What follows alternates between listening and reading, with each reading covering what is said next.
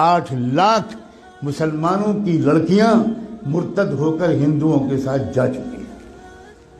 R S S نے ایک بہت بڑی ٹیم تیار کی ہے جو اپنے ہندو نوجوانوں کو 3 یا 6 مہینے کی ٹریننگ دیتے ہیں، اردو زبان بہترین لکھنوی زبان سکھاتے ہیں، تشریف رکھیے، کیسے مزاج ہیں، کیا حال ہے، خیریت ہے، آپ کی دعائیں ہیں، یہ الفاظ سکھاتے ہیں، اور الحمدللہ، انشاءاللہ، ماشاءاللہ، انا للہ، یہ سب سکھاتے ہیں، اور اپنے نوجوان لڑکوں کو یہ سکھا کر کہتے ہیں اب تو مسلم لڑکیوں کو پھنساؤ، اور یہ بھی کہتے ہیں کہ ایک لڑکا اگر کسی مسلم لڑکی کو اس نے مرتد کر لیا تو 2.5 لاکھ کا چیک تو اسی وقت ملے گا، ذاتی مکان اس کے نام کا ہم دیں گے، اور جاب دیں گے، 3 چیزیں دیں گے۔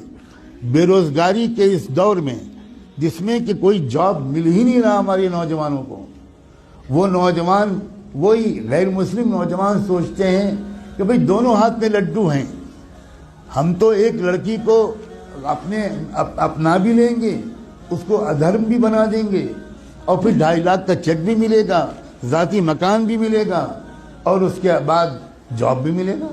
کتنا سستا سودا ہے۔ کسی ہندو لڑکی کے ساتھ اگر شادی کرنا ہو تو مصیبت ہے، وہ تلک اور وہ جہیز اور وہ رسمیں اور وہ مسائل، اتنی مصیبت ہے۔ یہاں تو ہم کو مفت میں لڑکی مل رہی ہے، بلکہ لڑکی کے بدلے پتہ نہیں کیا کیا مل رہا ہے۔ اس مہم پر لگ گئے ہیں کروڑوں نوجوان، لیکن ہم سو رہے ہیں۔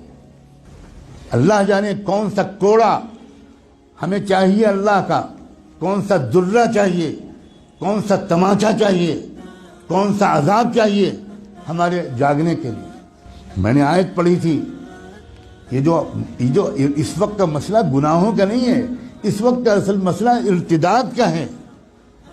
ہمارا ایمان چھیننے کے لیے بلینز آف ڈالرز کے فنڈ ایلوکیٹ کیے گئے ہیں۔ ان پیسوں کا صرف ایک استعمال ہے، مسلمانوں کی جان اور مال لوٹنا۔ یہ بہت چھوٹا کام ہے۔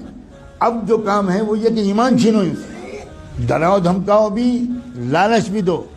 ڈرانا دھمکانا بھی اپنے پچھلے 1 ہفتے میں خوب سن لیا، اور لالچ دینے کی بات اگر نہ سنا ہو اور کانوں میں روئی ٹھوسی ہوئی ہو تو آج تو میں کم سے کم آپ کو بتا رہا ہوں، اب تو جاگ جاؤ۔ اپنے بچوں اور بچیوں کو کہاں پڑھوانا ہے اور کہاں نہیں پڑھوانا ابھی بھی سمجھ میں نہیں آئے گا۔ اکبر الہ آبادی جو الہ آباد ہائی کورٹ کے جج تھے، انہوں نے شعر کہا تھا، وہ کوئی مولانا نہیں تھے، وہ کوئی حاجی صاحب اور حافظ قرآن نہیں تھے، انگریزوں کے زمانے میں ہائی کورٹ کے جج تھے۔ انہوں نے یہ شعر کہا تھا، یوں قتل سے وہ بچوں کے بدنام نہ ہوتا، یوں قتل سے وہ بچوں کے بدنام نہ ہوتا، افسوس کہ فرعون کو کالج کی نہ سوچی۔ خالی وہ کالج بھیج دیتا، بس ختم، وہ تو قتل ہو ہی جاتے۔ اپنے ادارے قائم کرنا، اپنے اداروں میں اپنے بچوں اور بچیوں کو پڑھوانا اسلامی تہذیب کے ساتھ۔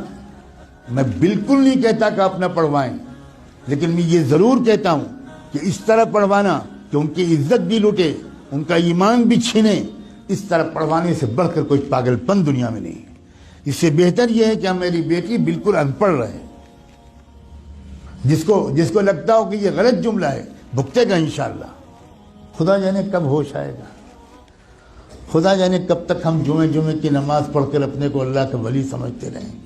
ہم میں سے اکثر لوگ اپنی لڑکیوں کو کالجز میں، یونیورسٹیز میں، اسکولز میں بھیجتے ہیں، اور بالکل خبر نہیں لیتے کہ ہماری لڑکی وہاں سے سائنس پڑھ رہی ہے یا وہاں فحاشی پڑھ رہی ہے، ہماری لڑکی وہاں سے میتھمیٹک اور فزکس پڑھ رہی ہے یا وہاں سے کفر سیکھ رہی ہے، بالکل بے خبر ہے۔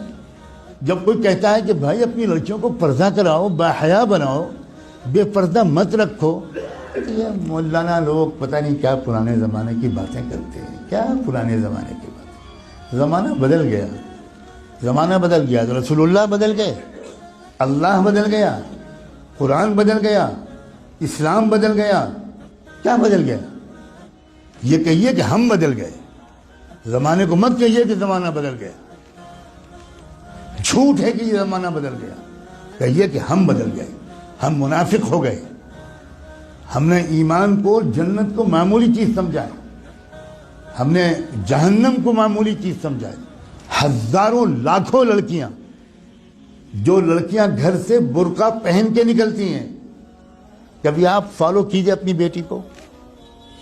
جو لڑکی برقع پہن کے نکلتی ہے، اس کو باپ کو کہہ رہا ہوں میں، اس کے بھائی سے کہہ رہا ہوں، کبھی دیکھیے کہ کیا وہ برقع گھر سے باہر کتنی دور تک رہتا ہے، اور اس کے بعد وہ برقع لپٹ کے پرس میں جاتا ہے، اور اس کے بعد کیا ہوتا ہے.